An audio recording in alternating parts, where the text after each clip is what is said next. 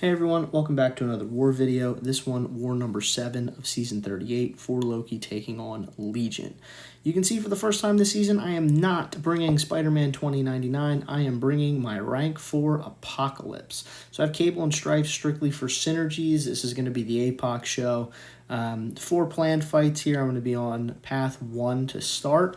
I have this Kingpin on Masochism. Kingpin, pretty good on Masochism, but APOC is just an excellent Kingpin counter, and APOC is just an excellent Masochism counter in general because they can't purify debuffs against APOC. So I can parry at will. I can just go ahead and put all of my normal debuffs on Kingpin. That's a pretty straightforward fight.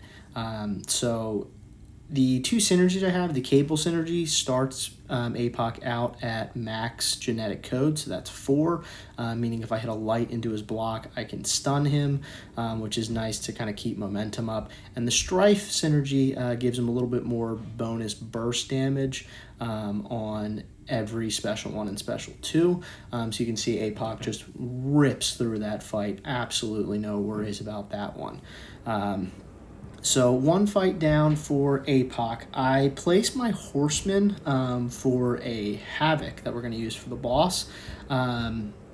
So this next fight, I'm going to start at 0, but it's Stryfe, who's a mutant. So whenever APOC fights a mutant, he automatically gains 2 just by entering the fight. So I'm going to have 2 prowess to go into this fight. So Stryfe, he's nothing too crazy. The big thing I have to remember is because I'm so used to playing APOC with 4 genetic code is that if I hit a light into his block, it's not going to stun him.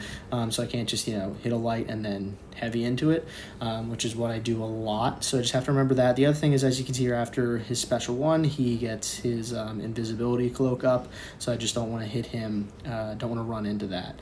And then the final thing for Stryfe is if he gets 5 of his telekinetic charges, the next hit will glance with a chance to put him invisible. So you can see he's at 3 right now, so I'm being a little bit mindful of that.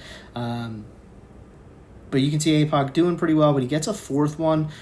So here, I push him to special 2. I'm just going to block the special 2. It does hit a little bit hard through the block, but my APOC has like 75,000 health boosted, so I'm not really too concerned about taking a little bit of block damage.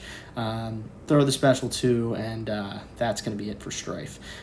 So next fight here on the note is going to be Wong. So I've fought Wong a whole bunch, normally with Spider-Man 2099. I'm going to use APOC here.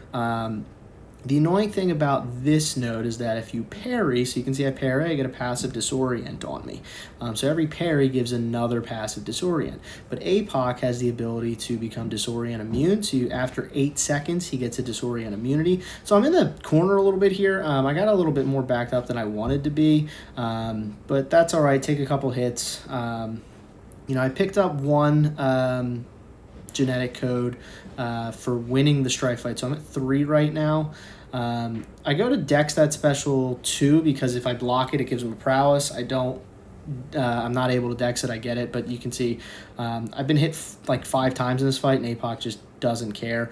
I'm just spamming special 1s because, like I said, the Stryfe synergy gives me a little bit bonus damage for each special that I throw. So now I have the poison and the weakness both up. So I'm trying to bait out a special 2. He throws a heavy. He gets really close to getting over to that 3rd bar of power. He doesn't get there. I 5 combo into the special 1, and it's enough to KO. I mean, look, Wong's special 3 would not have KO'd APOC anyway, so I wasn't too worried about it. But thankfully, he didn't get there, and it saved me a couple potions. So next fight for me is going to be Galan on this Conflictor mini. So this fight, Galan is really, really good here, but APOC is just the best counter for it. So I start with a Power Start 1. I also have Mutant 12-200 boost. So my goal is here. I also have a White Magneto pre-fight. So you can see one of the things that I didn't really take into consideration when I was planning is my last fight was Wong.